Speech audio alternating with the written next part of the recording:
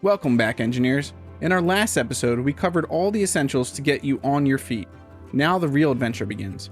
You have all your basic tools and a fully stocked respawn rover, but what do you do next?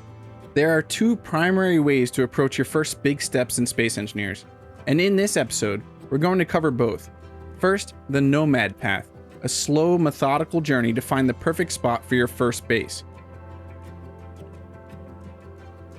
Second, the Scavenger Path, a high-risk, high-reward approach to claim an existing base. While we're going to cover these two paths separately, it's important to remember that they are not mutually exclusive. The best players often blend these two styles. You might choose the Nomad route to establish a safe, solid core base first, and then go out and scavenge encounters for loot and resources. However, this is a sandbox game at its core, and you can play how you want. Some players may choose to stay completely mobile, and that's just as good of a way to play. The two paths are more like different starting strategies that ultimately lead to the same goal: survival. Let's start with the Nomad. The Nomad Path is all about taking your time and scouting the world for the perfect place to set up a long-term home. Your best tool for this is the ore detector on the top of your rover. Its job is simple. It finds resources buried beneath the terrain. As a quick note, if you're playing with progression enabled, building different blocks is what unlocks new ones. Your ore detector, for example, is unlocked by your basic refinery. As you drive, you'll want to keep an eye out for a few key things. The easiest way to spot buried ore is by looking for discolored patches on the ground. These are signs of deposits underneath. You can also spot ore-bearing rocks just sitting on the surface. While you're driving, keep an eye out for forageable plants. These are great for a quick snack to keep your hunger down if you've got food enabled. And they can also be used as ingredients later on for more complex meals. If you have unknown signals enabled, these are also great ways to find early resources like metal grids, seeds, and food. But the most important resource you need to find is ice. This will be a massive resource for you. Not only is it needed to water your crops in the future, but it's also a source of hydrogen for your jetpack and hydrogen engines, which are a vital source of power. Try to find a good spot near an ice lake with some ore patches nearby. Now that you have your spot, your first tool is your survival kit. It's designed to build all the components necessary for your first base. While it can only process stone, it turns that stone into iron, silicon, and nickel, which are the main resources you need. Hovering over the components in the survival kit will show you the resources required, but the kit can produce all the most important early game components: computers, construction components, displays, girders, interior plates, motors, solar cells, and steel plates. This allows you to build the core blocks you need to get started. One quick but vital tip before we place anything: when you look at a block's component list, you don't need all the components to place it down. You only need just one of the main components to get the block's frame on the ground. This lets you quickly lay out your entire base before you need to gather all the resources to weld it up. It's a great way to plan your build.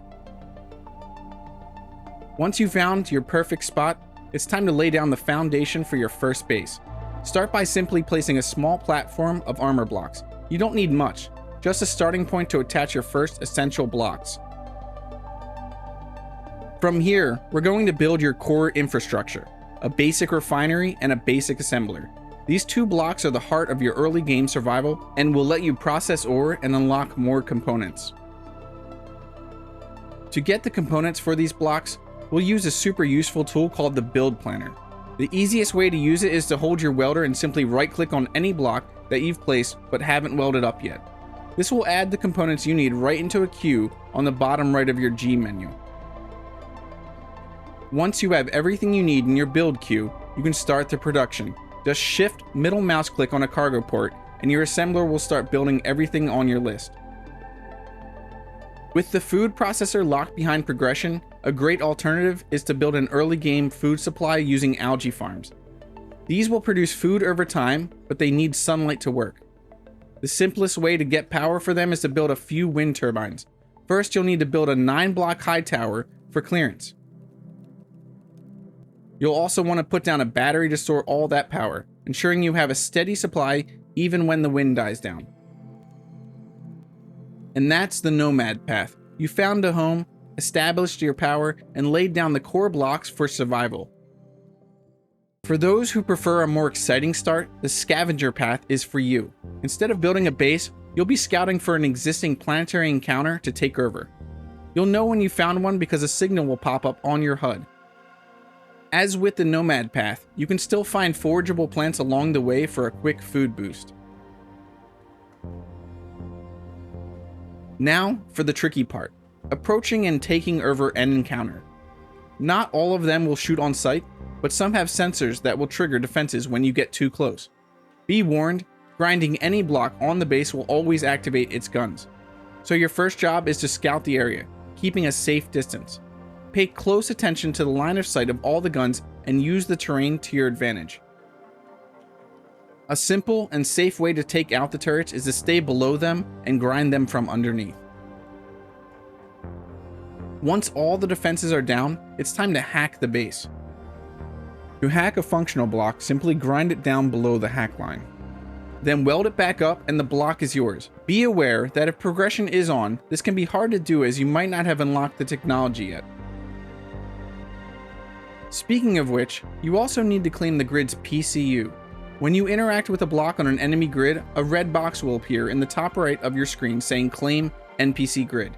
You'll need to click this. This transfers PCU ownership of the grid to you. Once you have the base, you need to decide if this is a good spot to call home. Do a resource check and make sure you have the ores you need nearby. Can you get a wind turbine up for power? Do they have a refinery or assembler already? Be warned that you can't hack a battery without losing its power cells. Since a survival kit can't make new ones, you'll need a basic assembler to build more and get the battery functional again.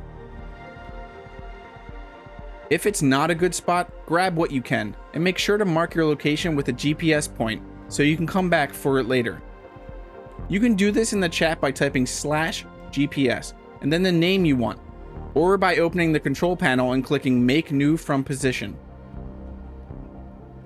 One final warning, not all encounters are created equal. Some, like the space pirate ones, are much tougher to take on and should only be attempted when you are well established. Whether you choose the Nomad or the Scavenger Path, you now have the knowledge you need to establish your first proper base. From here, the world of space engineers is wide open to you. Join me in the next episode where we'll continue our journey progressing through survival. For more helpful information, you can also check out the official Space Engineers Wiki. I will make sure to drop a link to it in the description below. If you have suggestions for videos or this series, leave a comment down below and consider joining the Discord.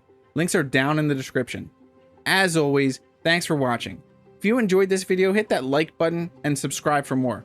I'll see you in the next video.